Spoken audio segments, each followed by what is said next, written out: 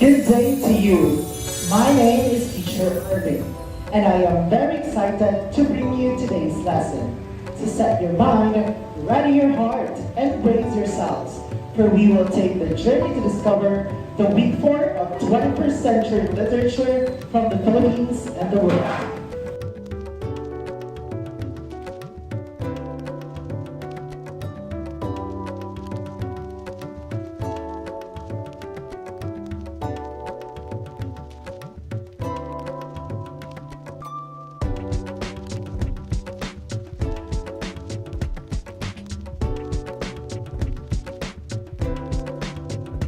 Most essential learning competency in focus.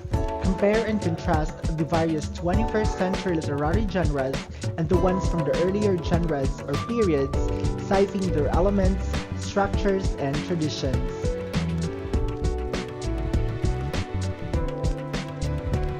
At the end of this module, you should be able to number 1. Trace the historical events and development of Philippine literature during the Japanese occupation. Number 2, discuss the types of poetry during the Japanese occupation in the Philippines. And number 3, learn to appreciate and analyze the poem as a type of writing from the time when the Japanese ruled the Philippines. Our sixth topic in the subject 21st century literature from the Philippines and the world is the Japanese period or the Japanese occupation. The Japanese period has been described as one of the worst periods in the Philippine history and literature. The events and experiences of the turbulent times left permanent scars in the lives of the Filipino people. However, there are a few bright spots in these otherwise dark and dreary days. As a teacher of Philippine literature, it is my responsibility not to be selective and prejudiced in our assessment of the many literary works, regardless of the time in which they were written. Furthermore, the richness of the literary past includes all imaginable literature and a specific piece, like a lone candle blazing in the middle of the night, may only be waiting for us to find and enjoy the exquisite beauty, unique to the time in which it was written. So come with me as we look for these literary jewels that were written in the Philippines when it was ruled by the Japanese.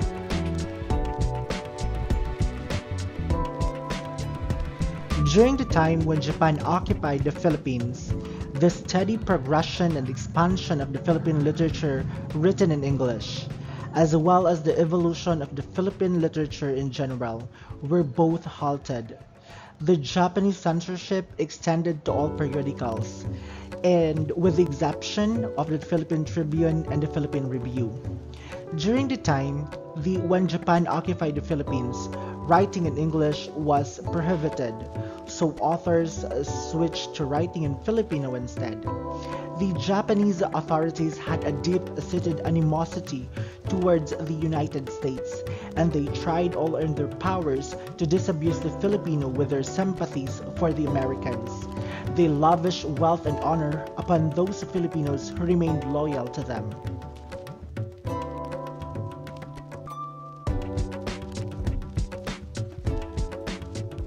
Within the realm of prose writing, a Japanese man by the name of Ishiwara was in charge of managing the weekly Luayway publication, which was subject to rigorous censorship. The Japanese language was brought to the Filipinos, but the people of the Philippines didn't take it very well, despite the fact that the Japanese compelled them to learn it.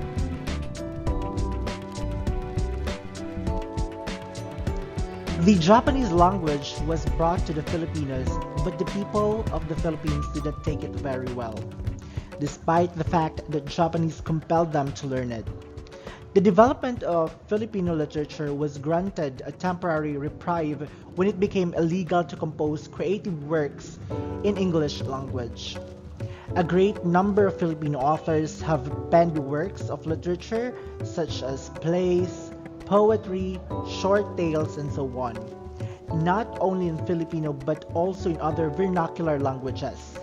In order to avoid being watched and censored by the Japanese, people often talk about life in the countryside. Alright, so this time, let us proceed to the literature during the Japanese occupation in the Philippines. During the Japanese occupation in the Philippines, the predominant themes of most poems were nationalism, country, love and life in the barrios, faith, religions, and even arts.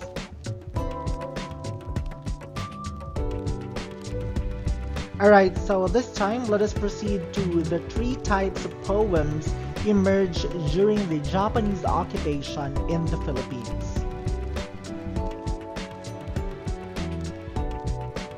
The first literary piece during the Japanese occupation in the Philippines was the haiku. Now, a haiku is a poem in free verse of a Japanese origin. It has 17 syllables divided into 3 lines. Now, the first has 5 syllables, second has 7 syllables, and the third one has 5 syllables.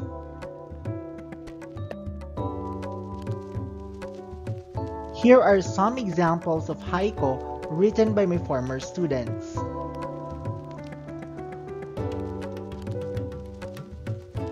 Alright, so let's proceed to another literary piece during the Japanese occupation in the Philippines.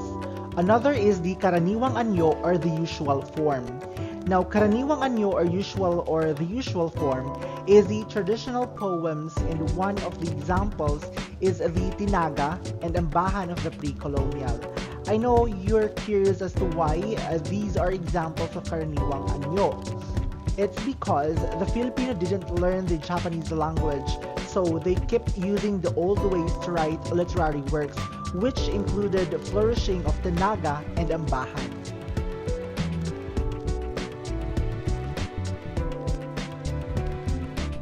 Another literary piece during the Japanese occupation in the Philippines is the tanka. Now, a tanka poem is very similar to a haiku, but a tanka poems have more syllables and they use simile, metaphor, and personification. Now, tanka poems are written about nature, seasons, love, sadness, and other strong emotions.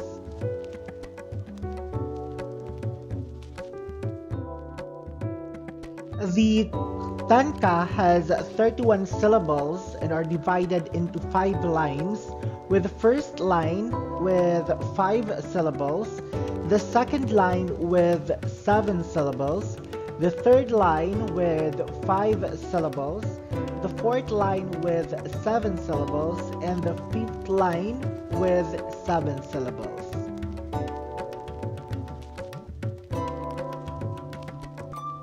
Here are a few examples of tanka written by my former students.